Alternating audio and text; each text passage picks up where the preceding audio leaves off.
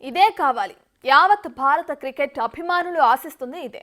Aussies గడ్డపై team India బ్యాటర్లే కాదు, బౌలర్లు విజృంభించి ఆడేస్తున్నారు. ఎన్నాళ్ల నుంచో ఇలాంటి గేమ్ కోసం ఎదురు చూస్తున్నారు. మెడ్ టెస్ట్లో భారత జట్టు ఆటను అందరూ మెస్పరైజ్ అవుతున్నారు. కంగారులను మెనిన్ బ్లూ బ్యాటింగ్, బౌలింగ్తో కంగారు పెట్టాడు.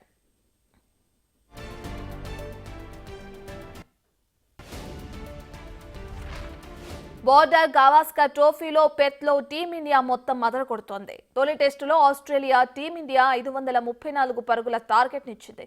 రెండో ఇన్నింగ్స్ను 6 వికెట్లు కోల్పోయి 487 పరుగుల దగ్గర డిక్లేర్ చేసింది భారత్.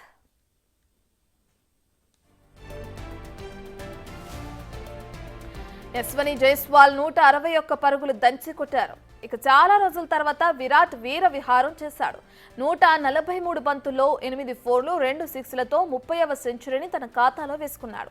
ఇక కేఎల్ రాహుల్ కూడా మంచి పర్ఫార్మెన్స్ చేశాడు. 77 పరుగులు చేసి భేష్ అనిపించుకున్నాడు.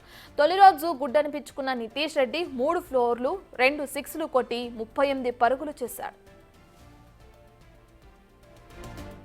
టార్గెట్ ను చేస్ చేసేందుకు బ్యాటింగ్ కు దిగిన ఆసీస్ తడబడుతోంది. ఆదిలోనే 3 వికెట్లు కోల్పోయింది. ఆసీస్ ఆరంభంలోనే బుమ్రా షాక్ ఇచ్చాడు. మెక్స్వినీని డకౌట్ చేశాడు. తొలి ఓవర్లో 4వ బంతికి విగా పెవిలియన్ ను పంపాడు బుమ్రా.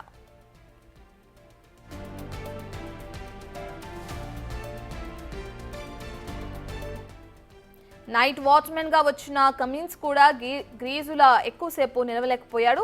సిరాజ్ చేసిన 3వ ఓవర్లో స్లిప్లో కోహ్లీకి చిక్కాడు. కేవలం 2 పరుగులు చేసి చేతులెత్తేశాడు. ఇక బుమ్రా బౌలింగ్ దాటికి లబుషేన్ వికెట్ల ముందు దొరికిపోయాడు. 4వ ఓవర్లో లబుషేన్ వెనుదిరిగాడు. ఇక ప్రస్తుతం ఆట ముగిసే సమయానికి ఆస్ట్రేలియా 12 రన్స్ చేసి 3 వికెట్లు కోల్పోయింది. ఇక కవాజా క్రీజ్లో ఉన్నాడు. ఇంకా 2 రోజులు ఆట మిగిలింది. మరి రేపు ఆసీస్ను ఏ మేరకు నిలిపిస్తారు అనే దానిపై ఆసక్తిగా ఎదురుచూస్తున్నారు భారత క్రికెట్ అభిమానులు.